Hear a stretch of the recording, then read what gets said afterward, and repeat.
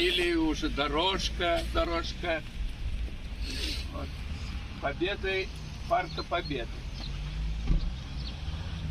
На этой дорожке находятся вот такие места, оборудованные, знаменательные. Открытие их было, этих мест, открытие было в 2020 году, то есть 4 года назад, на День Республики. Когда это День Республики у нас?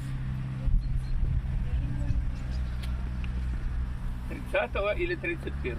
30 августа. Вот на эту дату ветераны решили сделать в Парке Победы подарки своими силами. Вот. Первое это памятное место, это было оборудовано ветеранами-пограничниками нашего района. Если у вас у кого-то, может, папа был пограничником, вот знаете, у нас пограничников их много. Пограничные войска были образованы в каком году? В 1918. В 18 году. А вот в 20 году, как я уже говорил, вот это как раз две даты, было оборудовано вот это памятное место. Вот пограничник. Посвященное нашим, да, кто служил в морском флоте. Это называется морское братство Кайбишан. Вот видите, у моряка нет трудного или легкого пути, есть один путь славный. Адмирал Нахимов.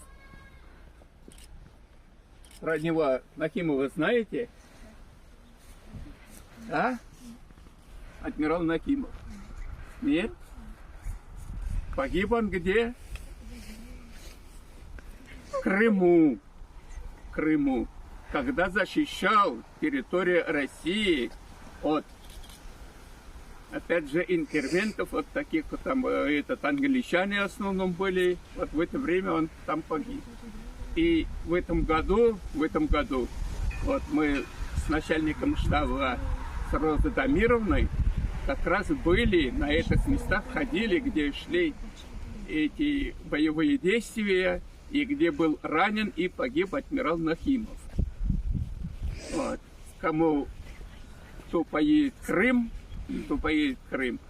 побудет, там как раз есть такие боевые действия, которые шли в то время, это до революции, и боевые действия шли во время Великой Отечественной войны.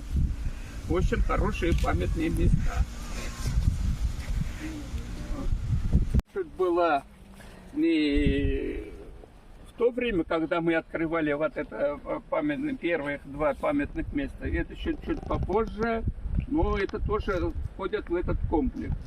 Это посвящается всем участникам строительства железнодорожной линии Связь-Ульяновск в 1942 году.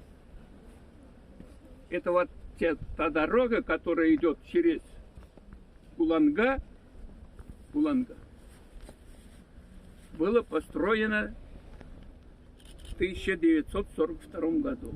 Окружен немецкими войсками с юга, с запада и с северо-запада. Только осталось с какой стороны? С востока и еще часть юга, через Волгу. Вот. Надо было обеспечивать войска вооружением, питанием, одеждой, со всем необходимым обеспечивать. А все железные дороги и все дороги заняли немцы. Чтобы туда доставлять вот это все необходимое, срочно надо было построить. Начиная от Казани, Свияжска, до Сталинграда железная дорога вдоль Волги. Это называется Волжская рокада.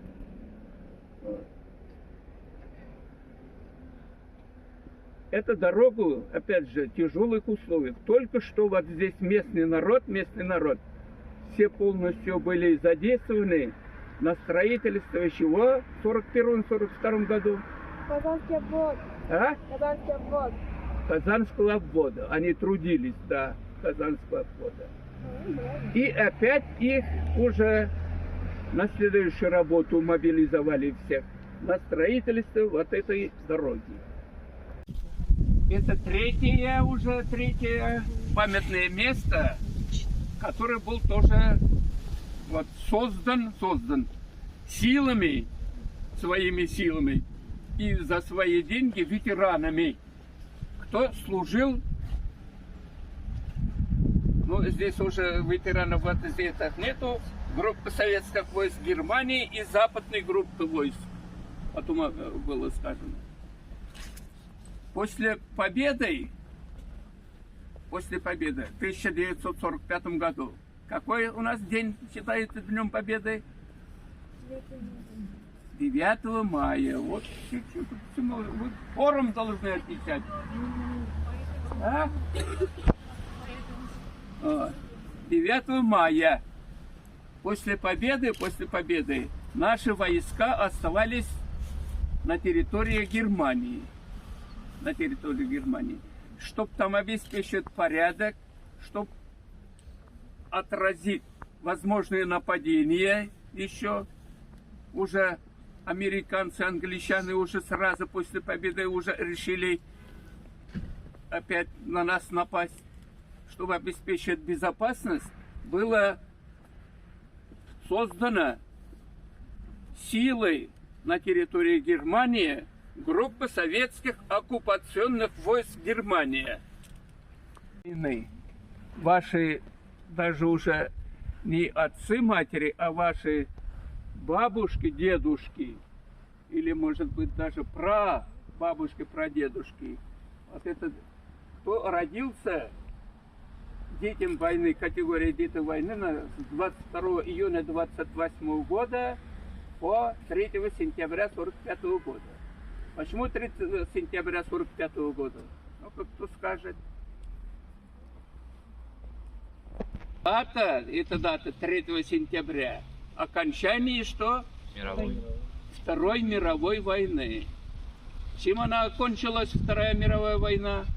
Победой над Японией. Победой над Японией. Вот. И в честь этих вот здесь решили в нашем районе сделать памятное место детям войны. Бомбардировщик дальнего действия ТБ-7. Этот самолет, опять же, строился во время войны в Казани на авиационный завод. И вот во время войны наши колхозники Кайбицкого района собрали деньги и подарили фронту этот самолет.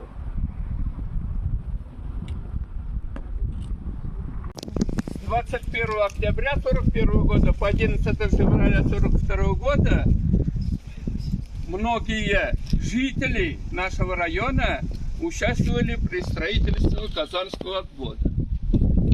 В 2 школах мы проводили уроки мужества в Чичкабах и Ульяновске. Они знают много об этом, и вы все должны тоже знать.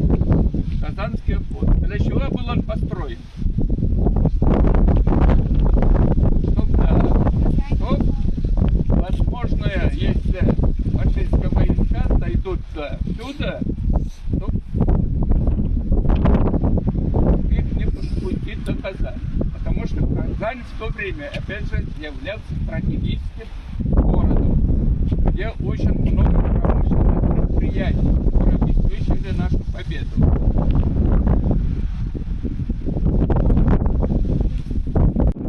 Вот. Здесь кто принимал участие во время Великой Отечественной войны, кто погиб и кто вернулся живой,